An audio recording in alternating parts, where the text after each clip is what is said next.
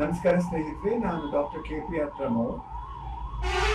ಇವತ್ತಿನ ದಿವಸ ನನ್ನ ಜೀವನದ ಸಂದೇಶ ಮತ್ತೆ ನನ್ನ ಜೀವನದ ಯಾತ್ರೆನ ನಿಮ್ಮ ಜೊತೆ ಹಂಚ್ಕೊಳ್ಳೋದಕ್ಕೆ ನಾನು ಇವೆಂಟ್ರಿ ಆಗಿ ಬರ್ತಾ ಇದ್ದೀನಿ. ಇದು ನಾನು ಮೂಲತಃ ಕ್ಯಾನ್ಸರ್ ಸ್ಪೆಷಲಿಸ್ಟ್ ಆಗಿದ್ದೀನಿ. ಜೀವನಕ್ಕೆ ಸಂದೇಶ ಬೇಕು, ಅದರಿಂದ ತಿಳುವಳಿಕೆ ಸಮಾಜಕ್ಕೆ ನಾನೊಂದು ದಾರಿದೀಪ ಆಗಬೇಕು ಅಂತ ನನ್ನ ಮಾನಸಿಕ ಬಯಕೆ ಇತ್ತು. ಆದ್ದರಿಂದ ಇವತ್ತಿನ ದಿವಸ ನಿಮ್ಗಳ ಜೊತೆ ನಾನು ಹಂಚ್ಕೊಳ್ಳಿಕ್ಕೆ ನಾನು ಪ್ರಯತ್ನ ಮಾಡ್ತಾ ಇದ್ದೀನಿ. ಮೂಲತಃ ನಾನು ಬೆಂಗಳೂರಿನಲ್ಲಿ ಕನಕಪುರದಲ್ಲಿ ನನ್ನ ಜನನ. ಡಾಕ್ಟರ್ KPR ಪ್ರಮೋದ್ ಅಂತ ನನ್ನ ಹೆಸರು. ಕಿದ್ವಾಯಿನಲ್ಲಿ ಈಕ್ವಲ್ ಟು ಮೆಡಿಕಲ್ ಸೂಪರಿಂಟೆಂಡೆಂಟ್ ಆಗಿದೆ. ಆಮೇಲೆ head of the department of radiation ಆಗಿದ್ದೆ. ಆಮೇಲೆ ನನ್ನ ಮೆಡಿಸಿನ್ ಡಿಗ್ರಿ ನಾನು ತೆಗೆದುಕೊಂಡಿದ್ದೆ, ಇಂಟರ್ನಲ್ ಮೆಡಿಸಿನ್ಸ್ ಅಂತ ನಾನು ಮಾಡ್ಕೊಂಡಿದ್ದೆ. ಕಾರಣ ನೀವೆಲ್ಲ ಒಂದು ಮಾತು ಕೇಳ್ಬೋದು ನನ್ನನ್ನು, ಏನಪ್ಪ ಅಂತಂದರೆ, ಯಾಕೆ ನೀವು ಕ್ಯಾನ್ಸರ್ನೇ ನೀವು ಅದನ್ನು ವೈ ಡಿಡ್ ಯು ಚೂಸ್ ಅಂತ ಕೇಳಿದ್ವಿ. ಇದಕ್ಕೆ ಒಂದೇ ಒಂದು ಉತ್ತರ, ನನ್ನ ಜೀವನದಲ್ಲಿ ಬಯಕೆನಲ್ಲಿ ನಾನು ಡಾಕ್ಟರ್ ಆಗಬೇಕಂತ ಒಂದಿತ್ತು. ಅದ್ರ ಜೊತೆಗೂ ಸಹಿತ ನಾನೊಬ್ಬ ಕಲಾವಿದ ಅಂತ ಅಂದ್ಕೊಂಡಿದ್ದೀನಿ. ನನ್ನ ಜೀವನದ ತಿರುವು ಹೀಗಾಯಿತು ಅಂತಂದರೆ, ನನ್ನ ತಾಯಿಯನ್ನು ನಾನು ಕಳ್ಕೊಂಡಾಗ 16-17 ವಯಸ್ಸು. ಆಕೆ ಬ್ರೈನ್ ಟ್ಯೂಮರ್ ಆಗಿ ತೀರ್ಕೊಂಡಾಗ ಆಗ ನಾನೊಂದು ಛಲ ಮೂಡ್ತು. ಯಾಕಪ್ಪ ಅಂತಂದರೆ, ನನ್ನಷ್ಟೇ ಎಷ್ಟೋ ಜನ ತಂದೆ ತಾಯಂದ್ರ, ನನ್ನ ಅಣ್ಣ ತಮ್ಮಂದಿರನ್ನು ಅವರು ಜೀವನ ಕಳ್ಕೊಂಡಿರ್ತಾರೆ. ಹೀಗಾಗಿ ನನ್ನ ದೃಢ ನಿರ್ಧಾರ ಕ್ಯಾನ್ಸರ್ ಸ್ಪೆಷಲಿಸ್ಟ್ ಆಗಬೇಕು. ನಾನು ಓದಿದ್ದು ಹೈಸ್ಕೂಲ್, ಮಿಡ್ಲ್ ಸ್ಕೂಲ್ ಇಲ್ಲಿ ಬೆಂಗಳೂರಿನಲ್ಲಿ ವಿದ್ಯಾವರ್ಧಕ ಸಂಘ ಅಂತ ನೀವೆಲ್ಲ ಕೇಳಿರ್ಬೋದು, ರಾಜಾಜಿನಗರದಲ್ಲಿ ಅಪ್ ಟು 7th ಸ್ಟ್ಯಾಂಡರ್ಡ್. ಆ ನಂತರ then I switched over to National High School in Basavanagudi, which was supposed to be a very eminent and talented people that came out of the school. Following which I did my 2 years of my whatever I call it as PUC during those days. ಅದಿಷ್ಟನ್ನು ಮಾಡಿ ಆ ನಂತರ ನಾನು Belgaum medical ಕಾಲೇಜ್ನಲ್ಲಿ ನನಗೆ seat ಸಿಕ್ತು. Government seats in private medical college ಅಂತ ತೆಗೆದುಕೊಂಡೆ. ಆಗ ನಂತರ ನಾನು MBBSನ ಅಲ್ಲಿ ಪೂರ್ತಿ ಮಾಡಿ 71 ಮುಗಿಸ್ಕೊಂಡು 72ರಲ್ಲಿ ನಾನು PUC ಮಾಡಿಕೊಂಡಿದ್ದೆ. ಆ ನಂತರ ಮುಂದೆ 77-78 ತನಕ ಹೌಸ್ಮನ್ಶಿಪ್ಪು, ಆ ನಂತರ 79 ತನಕ ನಾನು ಮುಗಿಸ್ದೆ. ಅದಾದಮೇಲೆ ಹೌಸ್ಮನ್ಶಿಪ್ ಆದಮೇಲೆ ನಾನು ಮಾಡಿದ್ದು MD in Bangalore Medical College. ಅದಕ್ಕಿಂತ ಮೊದಲು senior housemanship in Davangere. JJMMC was supposed to be the hub of all the medical doctors and was supposed to be very great for the internal medicine during those days. I owe all my credits to my principal, who was there in JM Medical College, Dr. Sangappa Desai, who gave me the basic foundation in internal medicine, whom I cannot forget in my life. Because that base which gave me a kick-off to do my internal medicine, and also I did my radiation oncology in Bangalore Medical College, Victoria Hospital, attached to the cancer hospital there, and then which was also a higher training up center attached to Kidwayi Memorial Institute of Oncology. Though I did all these things, I did several fellowships. I was the first to get the Leeds Fellowship in UK, where Professor Jocelyn was my mentor in radiation oncology, because he was known for his treatment for cervical cancer, ನಾವೇನು ಗರ್ಭಕೋಶದ cancer ಅಂತ ಹೇಳ್ತೀವಿ, cervical cancer, and also in addition to the breast cancers. Then I moved over from there then to USA, where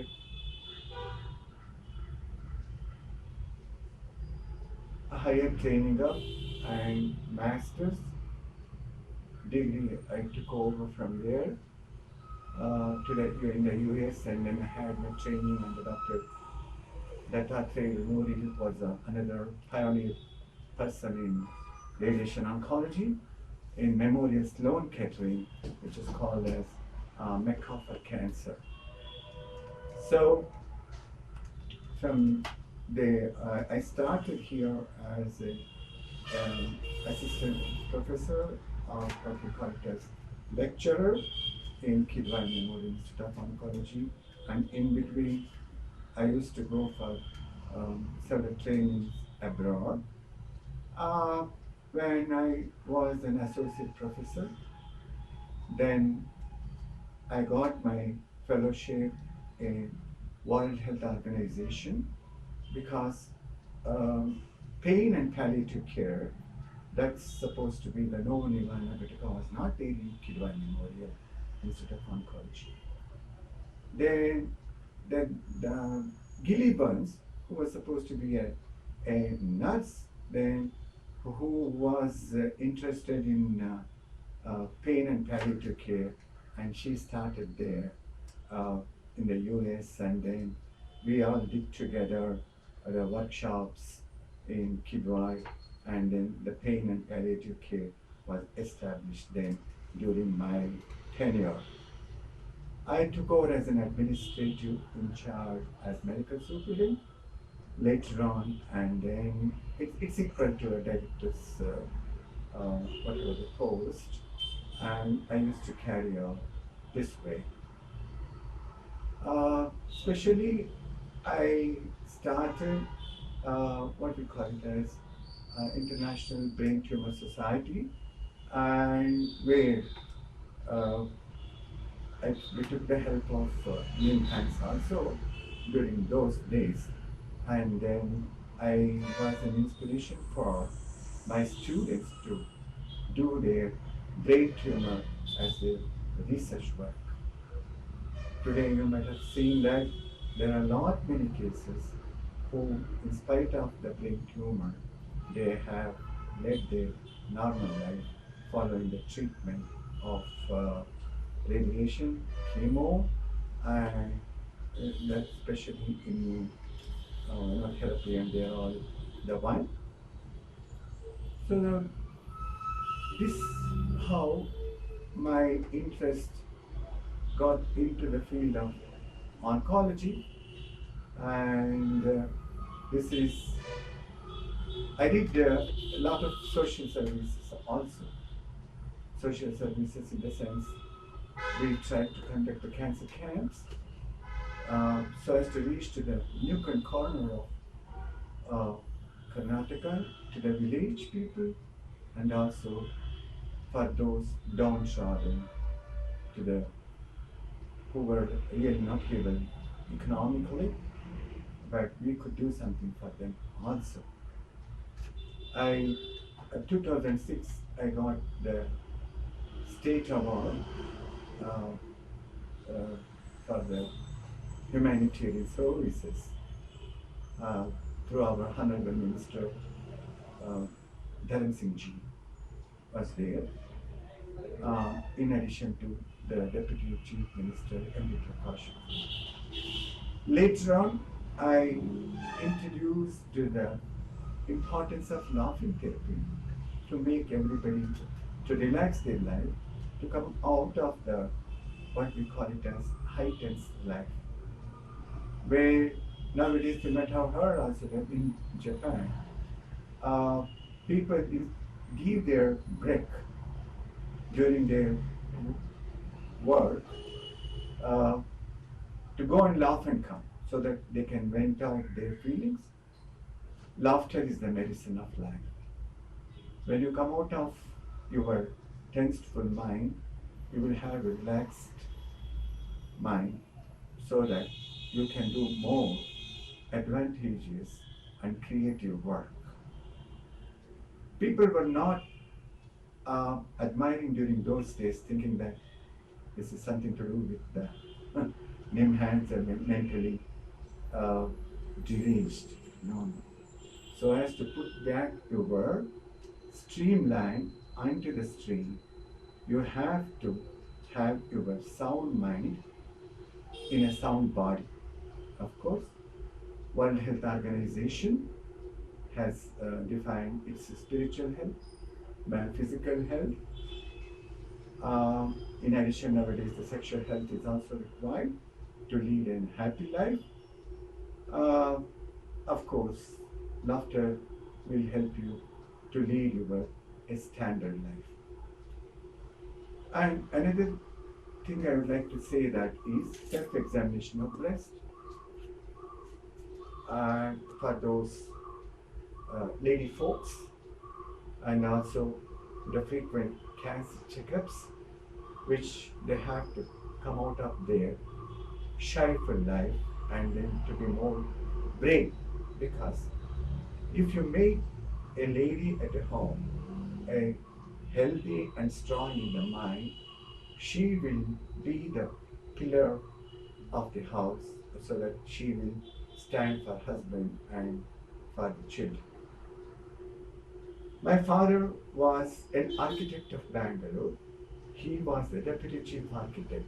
You might have seen that today what we call it as Kaveri Bhavan, MS building. They were the multi-story complexes. The whatever I call it as even Ashoka during those days was in governmental privilege. So he introduced this kind of multi-story complexes. And he was architect also in my life. He was a great role model where his principles, and he never got married, remarried when I lost my wife at the age of 16, 17. He was still in his services. In 1963, he was the staunch believer in Basveshwara principle. In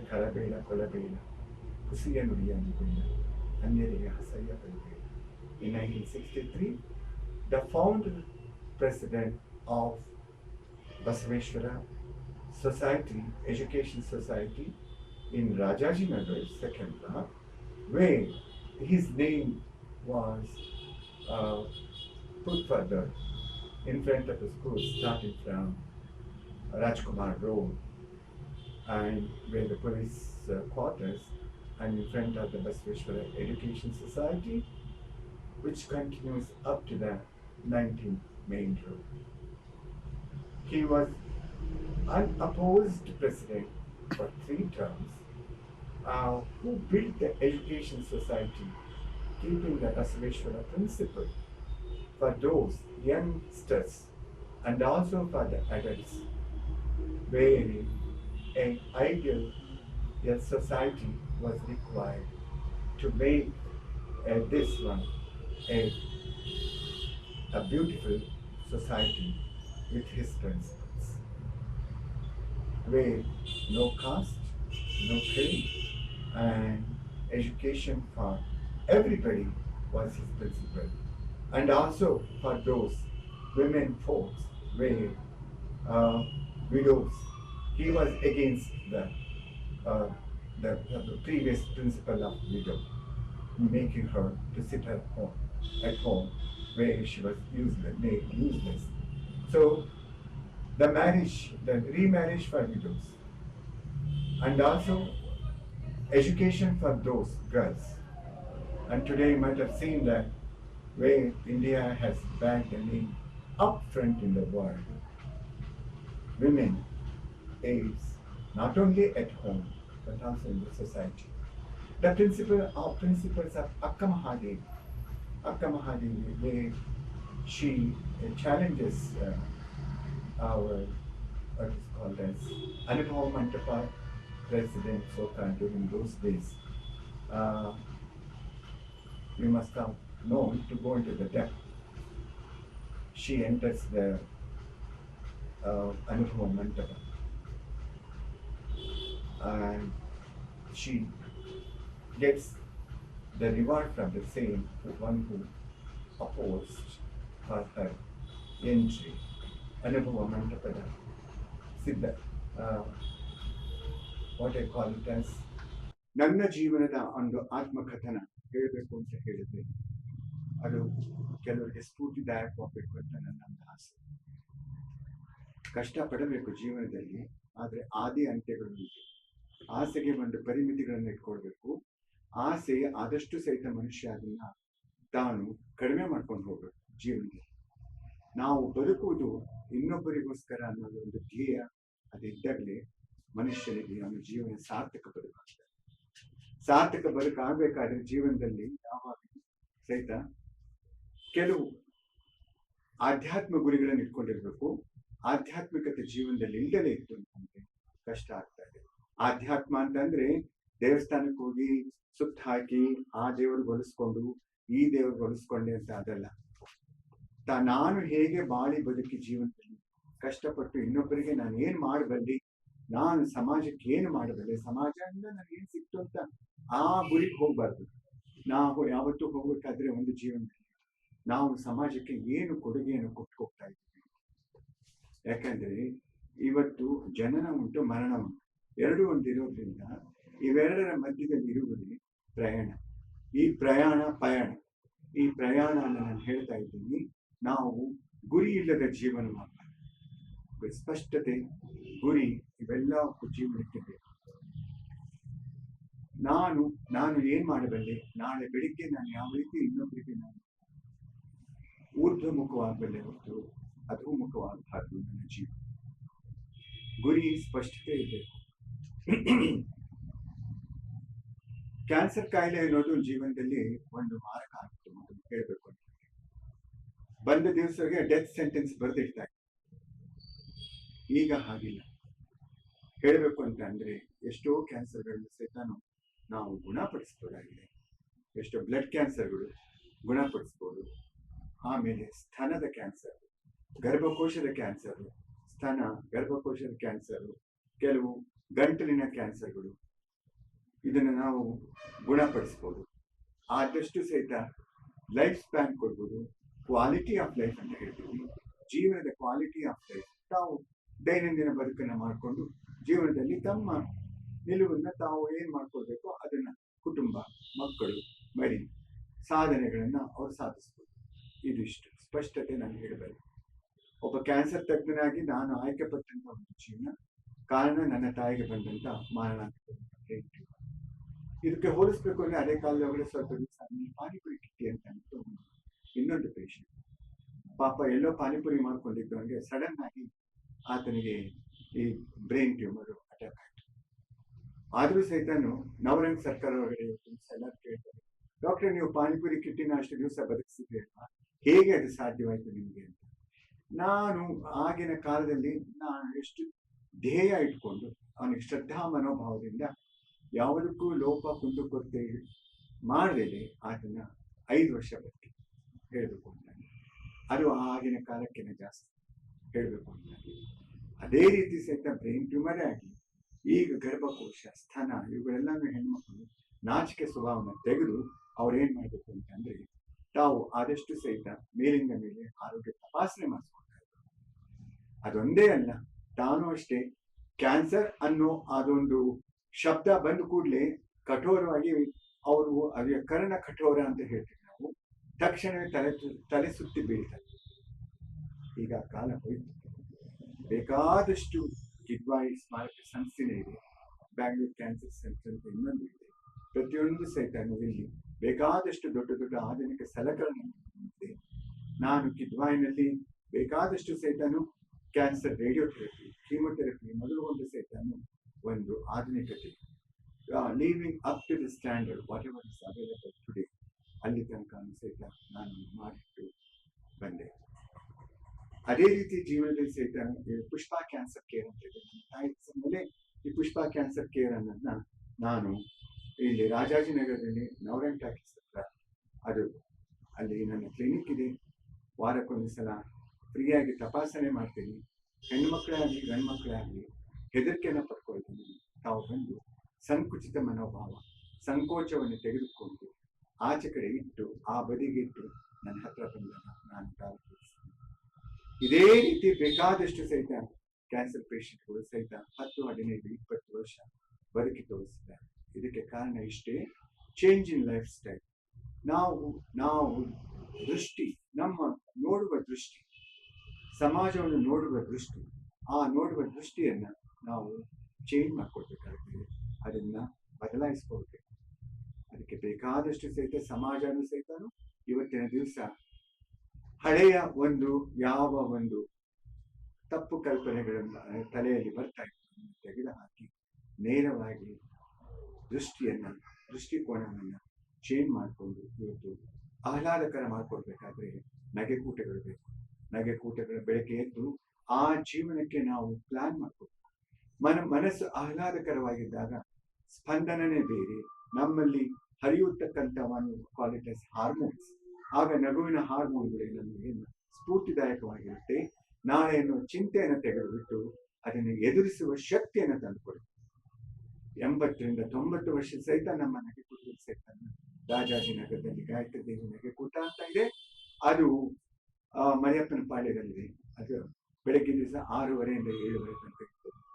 ಆದಷ್ಟು ಸಹಿತ ಮನುಷ್ಯ ತನ್ನ ಜೀವನದಲ್ಲಿ ಸಾರ್ಥಕತೆ ಬದುಕನ್ನು ಮಾಡಿಕೊಳ್ಬೇಕು ಅಂತಂದ್ರೆ cancer ಇರಲಿ ಬೇರೆ ಯಾವುದೇ ಕಾಯಿಲೆ ಇರಲಿ, ಆಗ ಮನಸ್ಸು ಆಹ್ಲಾದಕರವಾದಾಗ ಏನು ಎದುರಿಸುವ ಆ ಕ್ಯಾನ್ಸರ್ ಅಷ್ಟೇ ಅಲ್ಲ, ಬೇರೆ ರೋಗಗಳನ್ನು ಎದುರಿಸುವ ರೊಮ್ಯಾಟೈಡ್ ಆರ್ಥ್ರೈಟಿಸ್ ಆಗಲಿ, ಆಮೇಲೆ ಲಂಗ್ ಡಿಸೀಸಸ್ ಆಗಲಿ, ಆಸ್ತಮನೆ ಆಗಲಿ, ಶುಗರ್, ಡಯಾಬಿಟಿಸ್ ಅನ್ನೋದು ಈಗ ಮನೆ ಮಾತಾಡ.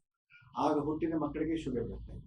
30-31 ವರ್ಷದ ಗಂಡು ಮಕ್ಕಳಾಗಲಿ ಹೆಣ್ಣು ಮಕ್ಕಳೇ ಆಗಲಿ ಅವರಿಗೆ ಇವತ್ತಿನ stress and strain heart attack ಮಾಡ್ತಾರೆ. ಇವೆಲ್ಲ ಟಿವಿನಲ್ಲಿ ನೋಡ್ತಾ ಇದ್ದೀರಾ. ಲಿಫ್ಟ್ ಹತ್ತಬೇಕಾದ್ರೆ 31 ವರ್ಷದ ಯುವಕ ಕಡೆಗೆ ಲಾಸ್ಟ್ ಮೆಟ್ರೋಗಳಿಗೆ ಎದೆ ಹಿಡ್ಕೊಳ್ತಾನೆ. ಜನ ಆಗ ಈಗ ಮುಂದೆ ನೋಡ್ಕೊಂಡು ಹೋಗ್ತಾ ಇರ್ತಾರೆ. ತಮ್ಮದೇ ಆದ ಲೋಕದಲ್ಲಿ ಇತ್ತು. ಏನು ಯಾಕೆ ಹೀಗಾಯ್ತು ಅಂತ ಕೇಳುವಷ್ಟು ಅವ್ರಿಗೆ ವ್ಯವಧಾನವಿರುತ್ತೆ. ಆತ ಕಡೆಗೆ ಏನ್ ಮಾಡ್ತಾನೆ ಅಂತಂದ್ರೆ ಇನ್ನ 2 ನಿಮಿಷ ತಾನೇ ಇರೋಲ್ಲ, ಅದು ದುಸ್ಸಾಧ್ಯವಾದಾಗ ಅಲ್ಲಿಂದ ಉರುಳಿ ಕೆಳಗಡೆ ಬೀಳ್ತಾನೆ. ಆದ್ರಿಂದ ಮೇಲಿಂದ ಮೇಲೆ ನಾನು ಹೇಳ್ತಿದ್ದು ಕ್ಯಾನ್ಸರ್ ಅಷ್ಟೇ ಅಲ್ಲ, ನಿಮ್ಮ ಹೃದಯವನ್ನು ಸಹಿತ ನೀವು ಪರೀಕ್ಷೆ ಮಾಡಿಕೊಳ್ಳಿ.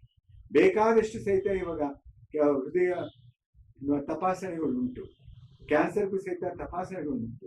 ತಡೆಗಟ್ಟುವುದು ಹೇಗೆ, ಲೈಂಗಿಕತೆ ಹೇಗೆ, ಮರ್ಮಾಂಗದಲ್ಲಿ ಕ್ಯಾನ್ಸರ್, ಗಂಡು ಮಕ್ಕಳಿಗೆ ಮರ್ಮಾಂಗದ cancer, cancer of penis, cancer of testicular cancer ಅಂತ ಹೇಳ್ತೀವಿ.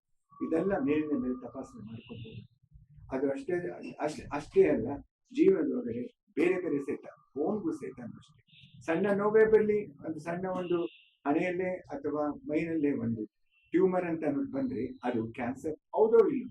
ಬಾಯಿಯಲ್ಲಿ ತಂಬಾಕು ಸೇವನೆಗಳು, ತಂಬಾಕು ಈಗಂತೂ ಸಹಿತ ಹೇಳಬೇಕು ಅಂದ್ರೆ ಬೆಂಗಳೂರಿನಲ್ಲಿ ಇವಾಗ ತಂಬಾಕು, ಅದನ್ನು ಹೇಳಬೇಕು ಅಂದ್ರೆ ಹೊಗೆ ಸೊಪ್ಪು, ಆಮೇಲೆ ವಿವಿಧವಾದ ತುಟಿಗಳ ಮಧ್ಯೆ ಕೊಡುವಂತ ಕ್ಯಾನ್ಸರ್ ಬರುವಂತ ತಂಬಾಕು ಸೇವನೆಗಳು, ಸ್ಮೋಕಿಂಗ್ ಈಗ ಹೆಣ್ಣು ಮಕ್ಕಳಂತೂ ಇವಾಗ ಸ್ಮೋಕಿಂಗ್ ಅಂತ ಅಂದ ಕೂಡಲೇ ಕೈನಲ್ಲಿ ಸಿಗರೇಟ್ ಸೇದೋದು ಒಂದು ದೊಡ್ಡ ಆಧುನಿಕತೆಯ ಲಕ್ಷಣವಾಗಿದೆ. ಇದನ್ನ ಬಿಟ್ಟು ಆದಷ್ಟು ಸಹಿತ ತಂಬಾಕು ಸೇವನೆ, ಅವ್ರಿಗೆ ಗರ್ಭಕೋಶನೂ ಆಗ್ಬೋದು, ಸ್ತನಾನು ಬರ್ಬೋದು, ಬಾಯಿ ತುಟಿಗಳ ಕ್ಯಾನ್ಸರ್ ಸಹಿತ ಖಂಡಿತ ಬಂದೇ ಬರುತ್ತೆ. ನಾಳೆ ಬರ್ಬೋದು. ಮನುಷ್ಯ ಆರೋಗ್ಯವನ್ನು ಕಲ್ಪಿಸ್ಬೋದು. ತನ್ನ ಆರೋಗ್ಯ ತನ್ನ ಕೈನಲ್ಲಿದೆ. ನನ್ನ ಆರೋಗ್ಯ ನಾಳೆ ಅನ್ನೋದು ನನ್ನ ಕೈನಲ್ಲಿರುವ ಒಂದು ಧ್ಯೇಯ ತೆಗೆದುಕೊಳ್ಳಬೇಕು. ನಕ್ಕರೆ ಆಯುಷ್ 100 ಅನ್ನೋ ಒಂದು ಸ್ಲೋಗನ್, ಅದು ನಗೆಕೂಟದಲ್ಲಿ ಸಹಿತ ಅಷ್ಟೇ ಅಲ್ಲ, ಹಿಂದಿನ ಋಷಿಮುನಿಗಳು ಸಹಿತ ಹೇಳ್ಕೊಂಡು ಬಂದಿದೆ. ಆದಷ್ಟು ಸಹಿತ ನಗು, ಜೀವನದಲ್ಲಿ ನಗು. ಡಿಪ್ರೆಷನ್ಗೆ ಹೋಗಬಾರ್ದು. ನಮಗೆ ಗುರುತಿಲ್ಲದ ಹಾಗೆಯೇ ನಮ್ಮ ಮನಸ್ಸು ತಾನಿಗೆ ಸ್ಲಿಪ್ಪಿಂಗ್ ಇಂಟು ಡಿಪ್ರೆಷನ್ ಅಂತ ಹೇಳ್ತಾರೆ. He has slipped into depression. ಆಗ ಏನಾಗ್ತದೆ ಅಂದ್ರೆ ಮನುಷ್ಯ ಅಧೋಗತಿಗೆ ಲಕ್ಷಣಗಳು. ಟ್ಯಾಬ್ಲೆಟ್ಸ್ ತೆಗೆದುಕೊಳ್ಳೋದು ಮರೆತು ಹೋಗ್ತದೆ. ಆಮ್ನೇಷಿಯಾ, ಪ್ರೊಜೀರಿಯಾ, ಇವೆಲ್ಲವೂ ಸಹಿತ ತಮಗೆ ತಾವೇ ಅವು ಒಂದು ರೋಗಗಳು ಮನೆ ಗೂಡಾಗುತ್ತೆ ನಮ್ಮ ದೇಹ. ಆದಷ್ಟು ಸಹಿತ ದೈವ ಕೊಟ್ಟ ಈ ಒಂದು ಮನುಷ್ಯ ಜನ್ಮನ ಸಾರ್ಥಕಪಡಿಸಿಕೊಟ್ರು.